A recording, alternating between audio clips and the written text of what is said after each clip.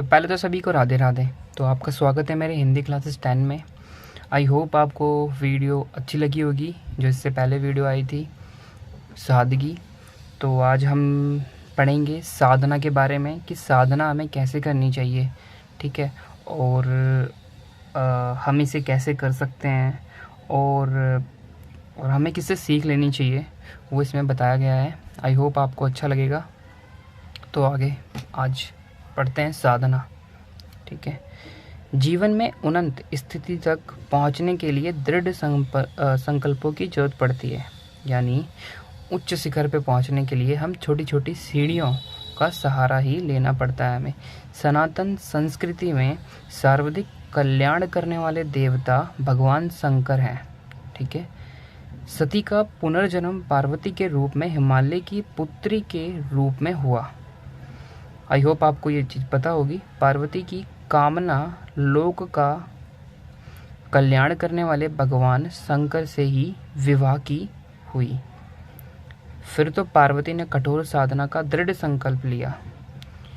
यानी कि पार्वती माता जब शंकर जी से विवाह करना चाहती थी तो ऐसा था कि उन्हें तपस्या करनी पड़ी। तो इसी में ये चीज़ें बताई गई है। अंत में पार्वती की यानी माता पार्वती जी की मनोकामना के आगे भगवान शंकर को झुकना ही पड़ा।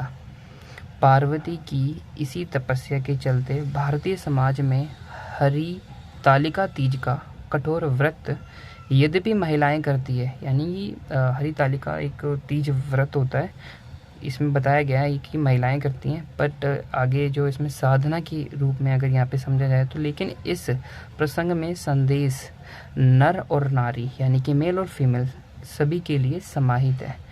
ऐसी ही एकाग्र साधना द्वापर में अर्जुन ने की थी। यानी ये द्वापर युग की बात कर रहे हैं कि जो पांडव थे हमारे पांडव, तो उनमें से एक अर्जुन जी थे। तो अर्जुन थे जो कि इसमें बताया है कि चंचल जीव मछली की आंख पर तेल की परछाई में देखकर तीर मारना था। यानी उनको एक ऐसा टास्क दिया गया था कि चंचल जीव मछली की आंख पर उन्हें तीर मारना था, वो जो कि तेल की परछाई में देखकर मारना था। तो उन्होंने ऐसा बिल्कुल किया, ठीक है। आगे बढ़ते हैं। पार्वती की साधना हो या अर्जुन की, इससे प्रेरणा यही मिलती है कि यदि कोई लक्ष्य निर्धारित कर लिया तो उससे डगमगाना नहीं चाहिए।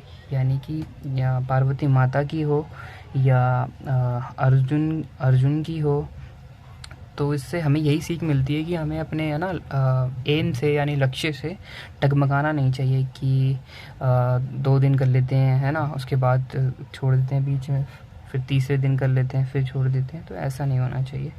सती के रूप में जीवन त्यागने के बाद पार्वती का हिमालय के घर जन्म लेने का आशय यही है कि जीवन को संचालित करने वाले मन मस्तिष्क को हिमालय जैसे शीतल परिवेश से संबंध कर कठिन परिश्रम किया जाए।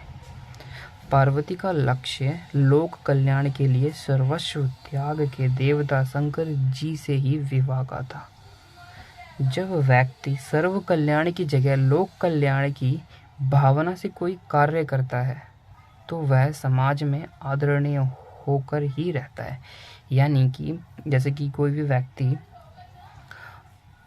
अगर दूसरों के लिए कल्याण करता है तो रिस्पेक्टेबल माना जाता है कि हाँ इन्होंने ये सब चीज़ें करवाई, ठीक है। और बस इसमें यही चीज़ें बताई गई है। महादेव मन के प्रतीक हैं। महादेव जो है वो मन के प्रतीक हैं। व्यक्ति दूसरों से असत्य तो बोलकर बच सकता है। यानी कि इसमें बताया गया कि व्यक्ति दूसरों से झूठ तो बोल लेता है, लेकिन मन रूपी महादेव से असत्य नहीं बोला जा सकता। इसमें ये बताया गया है कि व्यक्ति दूसरों से तो झूठ बोल सकता है पर अपने मन से झूठ नहीं बोल सकता, कि उसे ये रियलाइज़ होता रहता है कि हाँ यार मैंने वो झूठ तो बोला ही है। मन तो हर गलती को जानता रहता है। यानी जो हमारा मन है वो हमें टाइम टू टाइम बताता रहता है कि आपने ये गलती करी है। हमें एज पिक्चर्स फॉर्म में चलता रहता है कि तुमने ये गलती करी है, तुमने ये गलती करी है ना। असत्य के भेद खुलने के भय से ग्लानि का मतलब पछतावा होता है हमें। और ऊहापोह का मतलब होता है कि चिंता होना, ठीक है, चिंता होना ना, संदेश की भावना उत्पन्न होना, ऐसे होता है। ग्लानि का पछतावा और ऊहापोह का मतलब होता है चिंता की अग्नि प्रज्वलित, यानी कि चलती रहती है, हाँ कि यार मैंने ये गलती करी है, मुझे ये पछतावा हो रहा है, तो ये बढ़ने लगती है, होने लगती है। अंत है अनंत, यानी कि उच्च जीवन के लिए पार्वती माता और महादेव के विवाह की इस कथा से प्रेरणा लेनी चाहिए कि हमें किस प्रेरणा लेनी चाहिए कि पार्वती माता ने कैसी तपस्या करी, अर्जुन ने कैसी करी, तो उससे हमें है ना सीख लेनी चाहिए और हमें अपने जीवन में इसे उतारना चाहिए कि हमारा जीवन और जो हमने अपने लक्ष्य निर्धारित किए हैं उसे हम फ्यूचर में, भविष्य में ज़रूर प्राप्त करें।